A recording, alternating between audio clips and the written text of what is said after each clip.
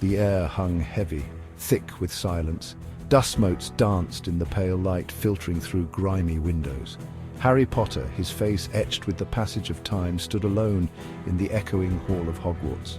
The castle, once brimming with laughter and life, now whispered a symphony of loss. Its stone walls, scarred by battles fought and won, stood as a testament to a world that was no more.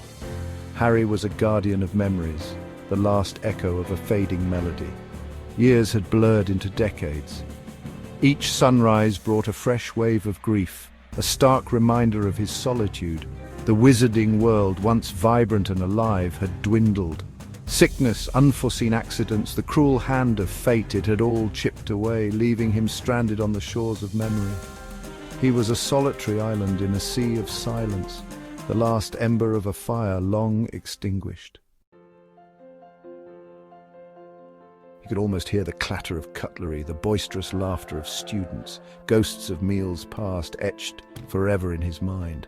The warmth of companionship, the comfort of shared jokes and whispered secrets, they were phantom touches now, a constant ache in his chest.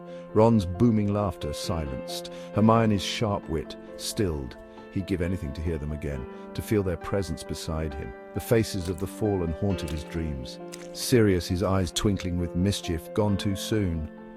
Lupin and Tonks, their love story tragically cut short. Fred, his laughter echoing in the silence, a constant reminder of the war's toll. Each loss had chipped away at his soul, leaving him raw and exposed. He bore their memories like scars, a testament to the love and loss that had shaped him.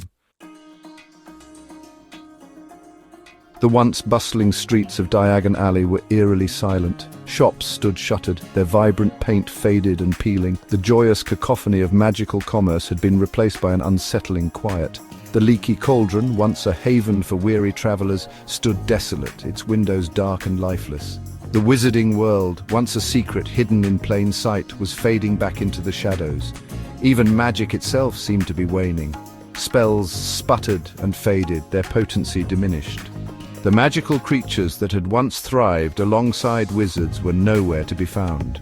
The world was losing its enchantment, the vibrant hues of magic fading to a dull monochrome. It was as if the very essence of magic was intrinsically linked to the dwindling number of magical beings. He wandered through the deserted corridors of Hogwarts, his footsteps echoing in the silence. Each portrait held the face of a lost friend, their painted smiles a painful reminder of his solitude. He lingered in the room of requirement, its walls no longer shifting to accommodate hidden meetings and secret societies. It stood empty, a testament to a time when magic had crackled in the air. Sleep offered no escape. His nights were plagued by nightmares, the horrors of the past resurrected in vivid detail.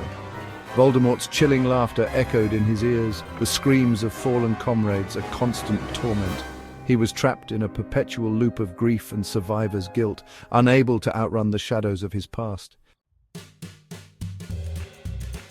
One evening, as the sun cast long shadows across the grounds, he stumbled upon a hidden alcove in the Hogwarts library. Covered in dust lay a single leather-bound volume. He picked it up, his fingers tracing the faded lettering, the tales of Beedle the Bard. But this wasn't Hermione's well-worn copy. This one had notes in the margins, familiar handwriting in faded ink. It was Dumbledore's. As he read, a spark ignited within him.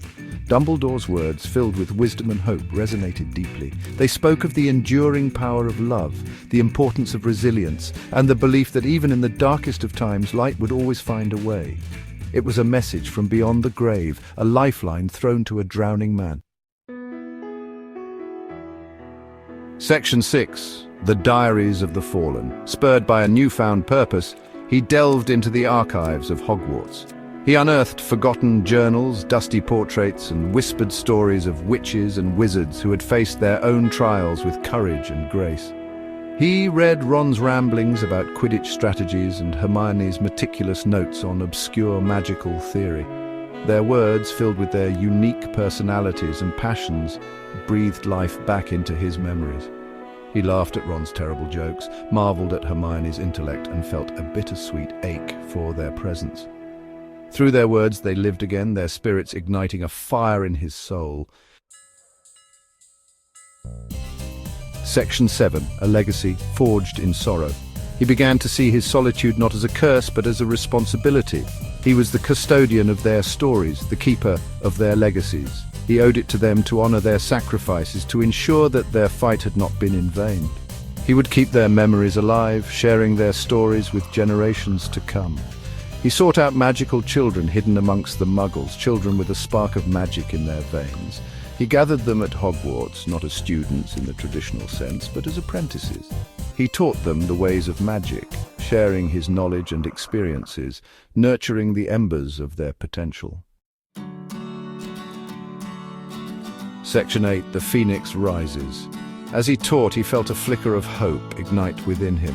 The children, with their innocent wonder and thirst for knowledge, reminded him of the magic that still existed in the world. They were a testament to the enduring power of hope, proof that even in the face of adversity, life found a way. The castle, once shrouded in silence, echoed with laughter once more. He saw glimpses of his fallen friends in the children's faces.